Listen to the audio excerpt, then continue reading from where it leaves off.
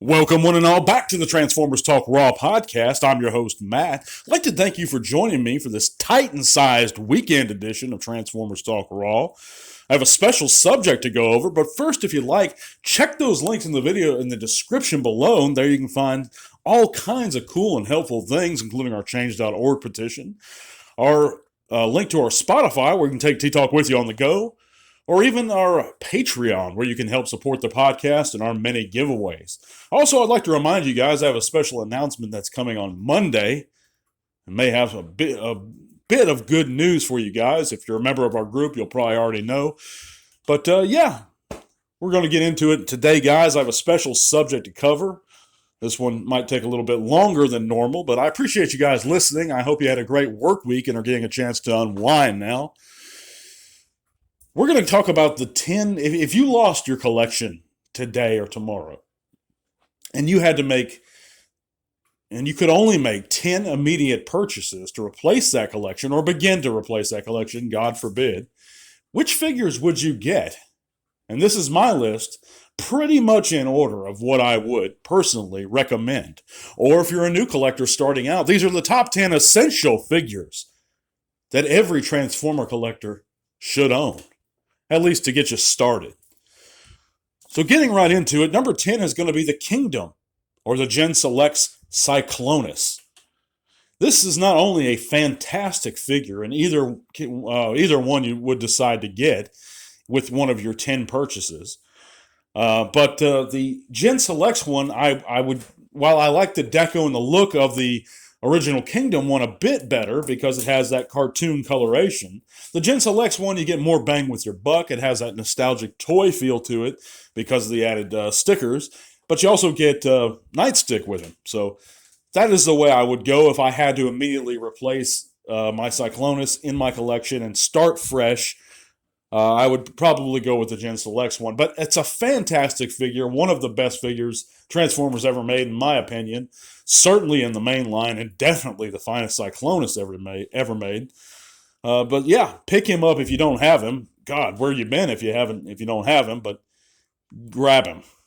Number 9 is going to be the Earthrise Skywarp Thundercracker 2-pack.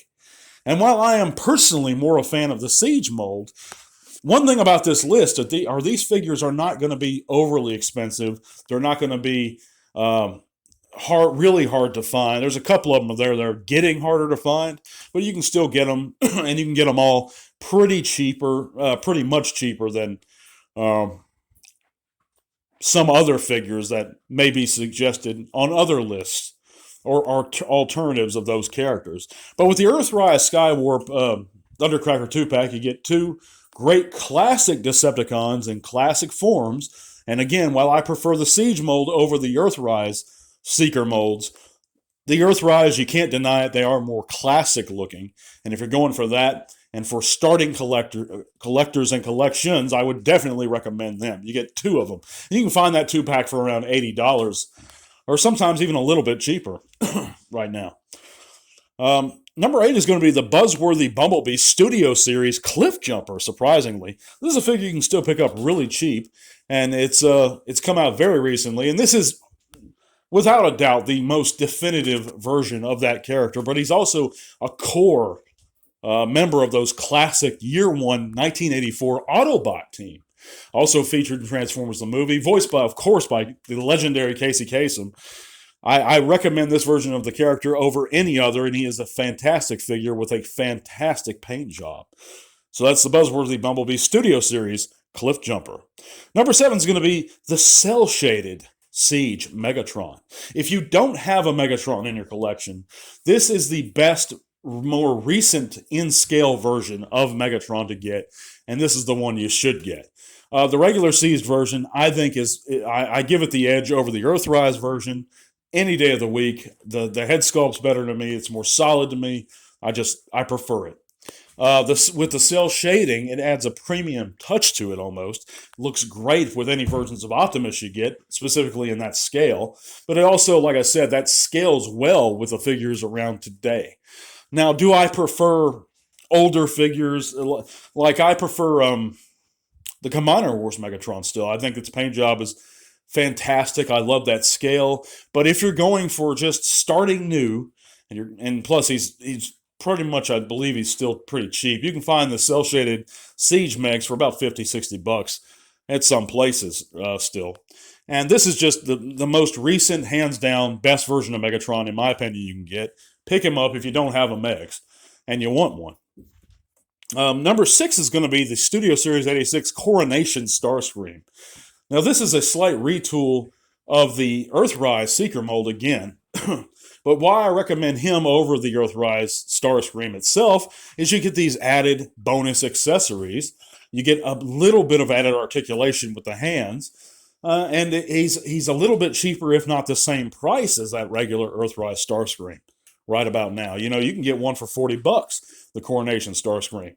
And that's why I recommend this version of the character. He is a very good version of Starscream, and if you don't have one, that's the one I would aim for. If you're working with a limited budget, that's what this entire list is about, guys. If your house gets hit by a tornado, God forbid, and you're trying to rebuild that collection, all of a sudden, that's the one I think you should go with. So moving on to number 5, and we're halfway through already, guys. That's the Studio Series 86 Grimlock. Now, if you could only own one Dinobot, of course you're going to go for Grimlock. And at an affordable cost of around $60 right now, you can, or 60, even 80. He's probably the most costly figure on the list, single figure. And that's the Studio Series Grimlock. A very, very solid version of Grimlock.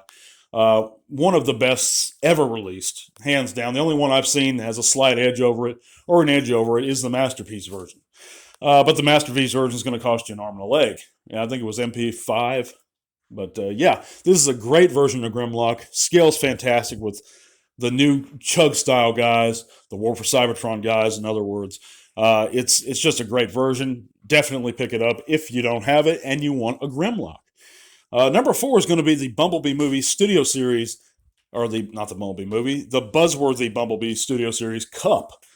Definitive version of Cup. Of course, I like the regular Studio Series 86 version almost as much. And if you already have that one and you're happy with it, don't worry about upgrading. But if you don't have that one, go ahead and get the Buzzworthy Bumblebee version. It has a somewhat more accurate paint scheme. That's the way you should go. And he looks fantastic. It's a great figure. I love, despite what others say, some others say, I love the head sculpt, love the face sculpt. I think it's a fantastic figure. Pick it up.